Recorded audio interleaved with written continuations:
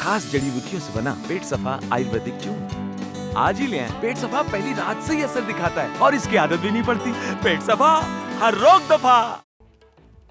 और इसीलिए वैक्सीन मैत्री इतनी महत्वपूर्ण हो जाती है हिंदुस्तान की। मास्टर स्ट्रोक की जो दूसरी खबर है वो बंगाल से जुड़ी हुई है, जहां से आज बहुत सारी तस्वीरें सामने आई, लेकिन सबसे ताजा तस्वीर ममता बनर्जी की।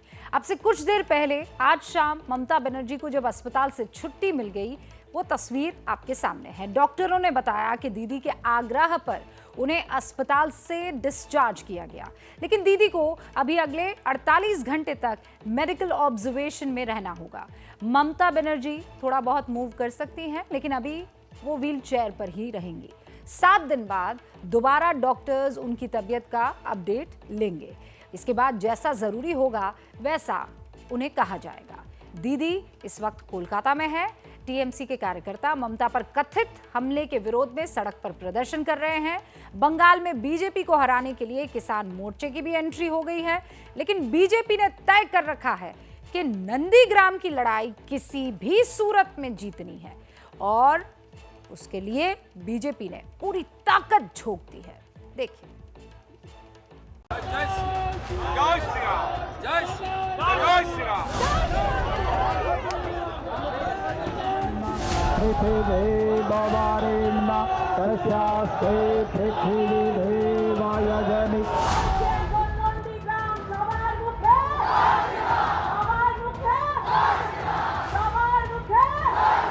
ये तो युद्ध नहीं है, लड़ाई।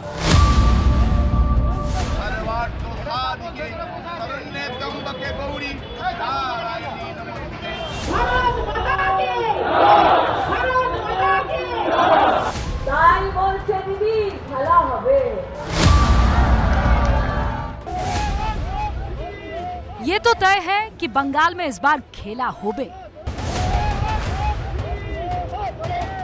और खेला ही नहीं, बड़ा खेला होबे।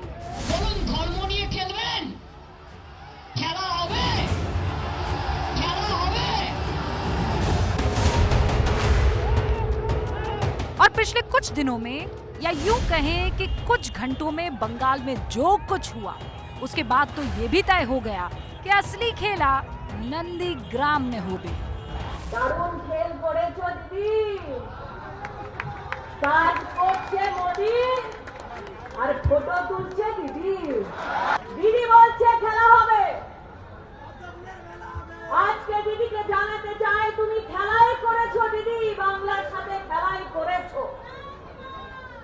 মানুষের জীবনের সঙ্গে খেলা করেছো, মহিলার সম্মান সাথে খেলা করেছো। नंदीग्राम सीट से ममता बनर्जी को चुनौती देने वाले शुभेंदु अधिकारी आज अपना नामांकन पत्र दाखिल कर चुके हैं, और इससे पहले वो उन्हीं मंदिरों में मत्था टेकने पहुंचे जहां कुछ दिनों पहले ममता नजर आई थी।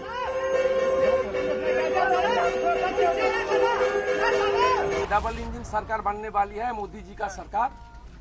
दोनों हाथ में दोनों लाडू, कलकत्ता दिल्ली, उधर मोदी जी, इधर भाजपा का सरकार।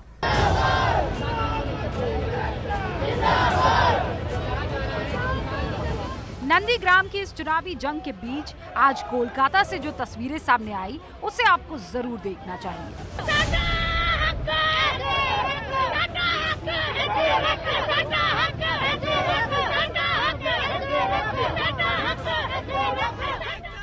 दिल्ली के बॉर्डर पर बैठकर कृषि कानून का विरोध करने वाले किसान हरियाणा, पंजाब और यूपी से होते हुए अब पश्चिम बंगाल पहुंच गए हैं।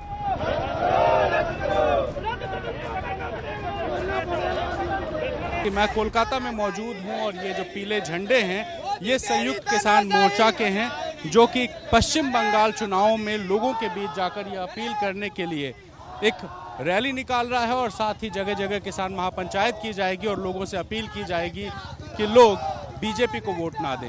ये सीधा संयुक्त किसान मोर्चा का एक एजेंडा है कि किसी भी तरीके से पश्चिम बंगाल के चुनाव में भारतीय जनता पार्टी को नुकसान पहुंचाया जाए। बीजेपी जो कि किसानों की अवमानना कर रही है और कॉरपोरेट्स का सम्मान कर रही है, उनको बंगाल की भूमि पर सत्ता मत सौंपो, नहीं तो बंगाल की भूमि बचेगी नहीं। इन किसानों ने बंगाल के किसानों के नाम पर एक चिट्ठी भी लिखी है, जिसका मजमू खुद किसान आंदोलनकारियों के साथी योगेंद्र यादव ने पढ़कर सुनाया। ये चिट्ठी है देश के किसान की तरफ से बंगाल के किसान के नाम। बंगाल के किसान साथी, आप मुझे नहीं जानते, हम कभी मिले नहीं, लेकिन हो सकता है आपने मेरा चेहरा टीवी पर किसी भीड़ में शामिल देखा हो। पिछले 100 दिन से मैं अपना गांव छोड़कर दिल्ली के बाहर अपने ट्रैक्टर की ट्रॉली में बैठा हूं। यहां हड्डी कंपा देने वाली सर्दी आई, बारिश पड़ी और अब गर्मी आ रही है, लेकिन मैं सड़क पर मोर्चा लगा के बैठा हूं। बीजेपी बंगाल का चुनाव जीतने को बड़ी आतुर है। अगर बंगाल का किसान उसे चुनाव में सजा देता है तो बीजेपी को सबक मिलेगा कि किसान से पंगा लेना भारी पड़ता है। कोलकाता की सड़कों पर किसान आंदोलनकारियों के झंडे लहरा रहे हैं और इसके बाद इन किसान नेताओं का प्रोग्राम नंदीग्राम जाने का भी है, ताकि चुनाव पर असर डाला जा सके। एजेंडा पूरा का पूरा सियासी है, लेकिन उस पर सफाई और फिर दुहाई उससे भी ज्यादा दिलचस्प है। We are not supporting any political party. We are not advising the people of Bengal who to vote for. All we are saying is just one thing that our senior most leader Rajesh said right now. Please teach BJP a lesson.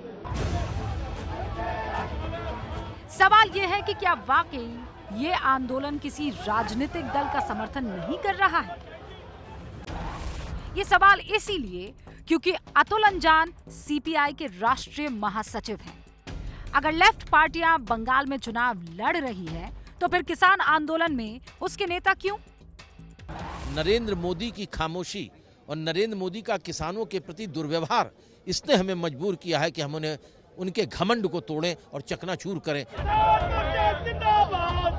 अब ये समझिए कि किसान मोर्चा की नजर बंगाल पर क्यों है। पश्चिम बंगाल खेती पर आश्रित राज्य माना जाता है। बंगाल में 72% आबादी ग्रामीण इलाके में रहती है, यानी करीब 6 करोड़ 58 लाख लोग गांव में रहते हैं। 68 लाख 14 हजार किसानों के पास जमीन है। किसान मोर्चा की नजर इन्हीं लोगों पर है और कोशिश है कि इन लोगों को बीजेपी के खिलाफ किया जाए, ताकि ग्रामीण वोट बैंक में सेंधमारी की जा सके और बीजेपी को नुकसान पहुंचाया जा सके। अरे भैया, तुम्हें कब्ज है क्या? लोग ऐसी गंभीर समस्या को हंसी मजाक में उड़ाते हैं। कब्ज कहने के लिए तो एक समस्या है, पर 1000 बीमारियों की जड़ है। इसे इग्नोर न करें। खास जड़ी बूटियों से बना पेट सफा आयुर्वेदिक च्यून आज ही ले आएं। पेट सफा पहली रात से ही असर दिखाता है और इसकी आदत भी नहीं पड़ती। पेट सफा, हर रोग दफा।